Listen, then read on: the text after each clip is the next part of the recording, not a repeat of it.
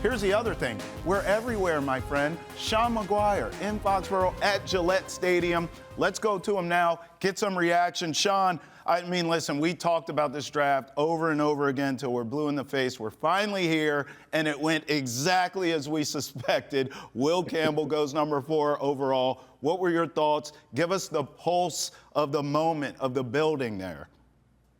I wasn't very surprised. I mean, I think we kind of saw this coming for weeks, if not months, at this point, certainly over the last few weeks.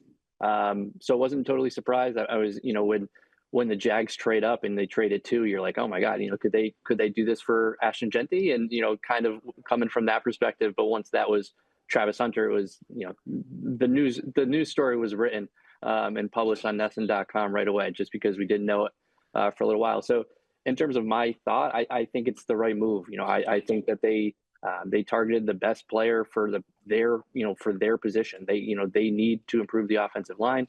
They did that. They targeted the best offensive lineman, and we'll kind of see from there. Obviously, Roger Goodell says he's an offensive tackle, so that means that the Patriots turned the card in as an offensive tackle. Mike Vrabel confirms to us that the plan is for Will Campbell to play offensive tackle.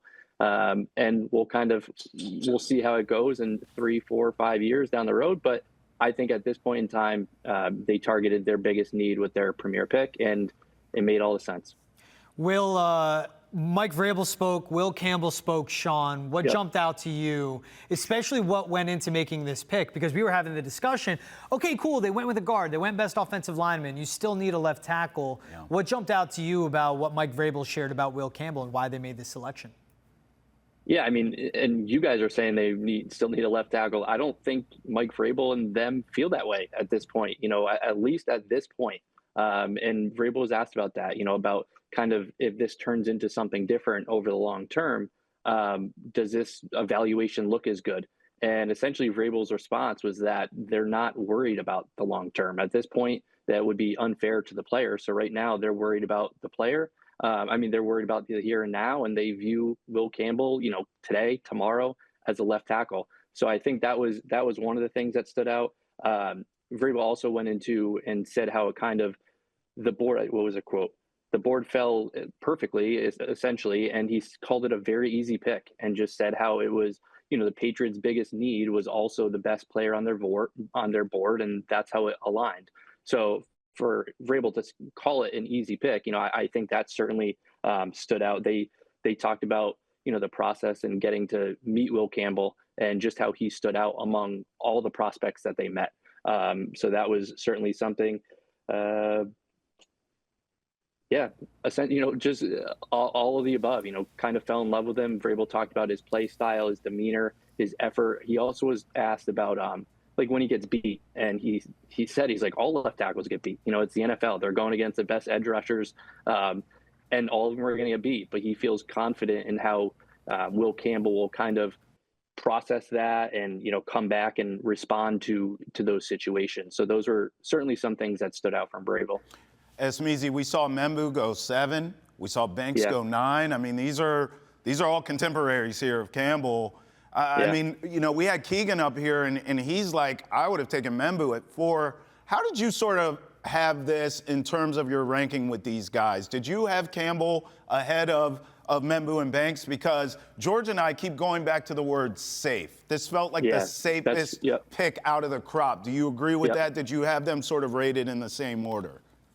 Yeah, I would say that's a perfect word to describe it. Is I think and I know that George has kind of said it before in the past too, like, the highest floor, right? So if everything goes wrong, he has the highest floor out of all these guys. You're talking about Membu, who, all the physical tools, all the traits, but how confident are you in him going from the right to the left? And Kelvin Banks has some questions. They all have questions, right? I mean, that's the reality of the draft, and not just on the offensive line. I mean, pretty much every prospect after 2 and 3 have questions to him. So to answer your question, I think that this was the safest pick, and because of that, I think it was the right pick. And I keep going back to, like, you don't want to draft a guard at 4, but if he plays one season at left tackle and then all of a sudden you get a better left tackle in here, he's come out and said that he would be all right with moving to guard. And then if you have an all-pro guard or a Pro Bowl guard for 10 years after that.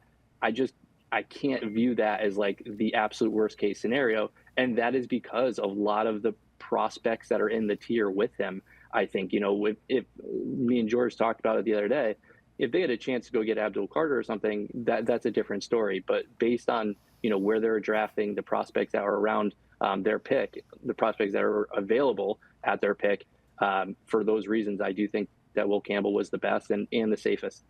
Yeah, I think and you mentioned that he said it was an easy pick. It's how the board fell. Their board was simple. Yeah. Travis Hunter, Abdul Carter, Will Campbell. Right. Those two went off. They knew what they were doing at 4. And I think the context to add a little bit too, we don't love that he's going to be inside, but Will Campbell, 6th overall player in this draft. We just saw at picks 11, 12, and 13, the 21st, 24th and 25th overall players go. Right. So there is value in this. And again, this was a draft that is Travis Hunter, Abdul Carter, great. Everyone else good for the most part. Yes. Like they went good and they went with that pick. And I think that's the important part to add to it. Mike Vrabel, he did add, hey, we're thinking about trading back into the first.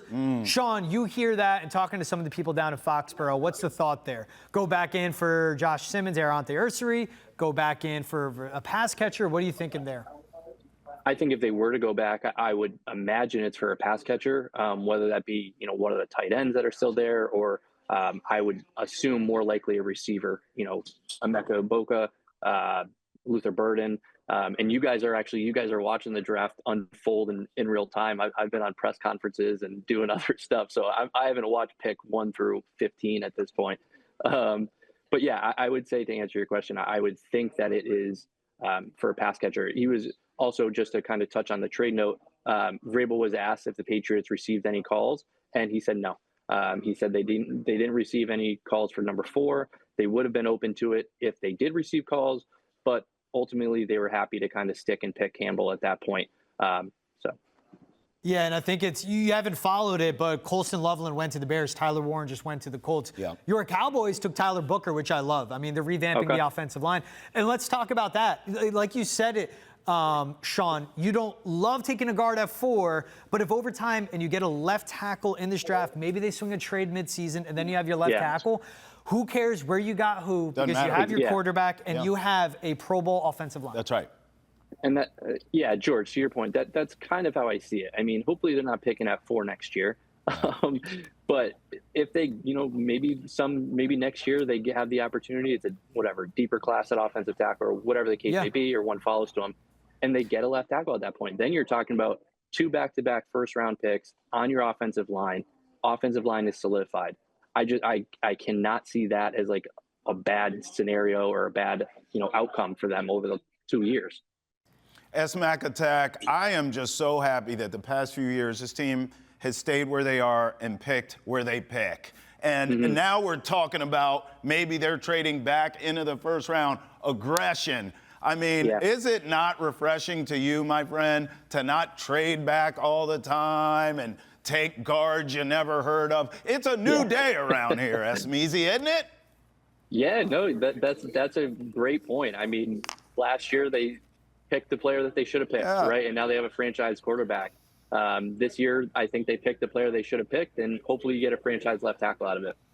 I think that'd be so important for them, and then they keep moving forward. I mean, think about it. Ozzie Trapillo, that could be a late. That's right. Arante Ursary, if they stay, if he falls to them. Charles Grant, coming out of a small school, but that's a guy that's built like a tackle. He'd take time to develop, and that's how it can be overall. All right, we talked about the board. We know where the Patriots are looking, Sean. I know it's a party going down at Foxboro.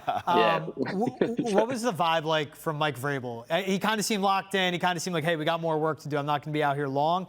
But I bet he's elated that he knows he got someone that's like not just high character, but like character through the absolute roof. Yes. Yeah, completely agree. I mean, he was down here. He was down at his press conference, I would say, 90 seconds within 2 minutes of the pick being made. I mean, it was a quick turnaround. So he must have ran right down here. And but that also probably tells you that they knew this was going to happen ahead of time, right? But no, I think to his vibe and his demeanor, I think that he is very happy in the culture builder that they have, in, the offensive linemen that they have. And again, he feels, and he said this before the draft, and he both publicly and privately, I mean, he talked about it with reporters, and there was a lot of reports coming out about it too, that they view Will Campbell as a left tackle. And everything he said today pretty much just doubles and triples down on that. Again, for him to call it an easy pick, and there might be some sort of gamesmanship going on, right? I mean, but for him to say that pretty much so matter of factly, I think just tells you a lot about how they feel about Will Campbell.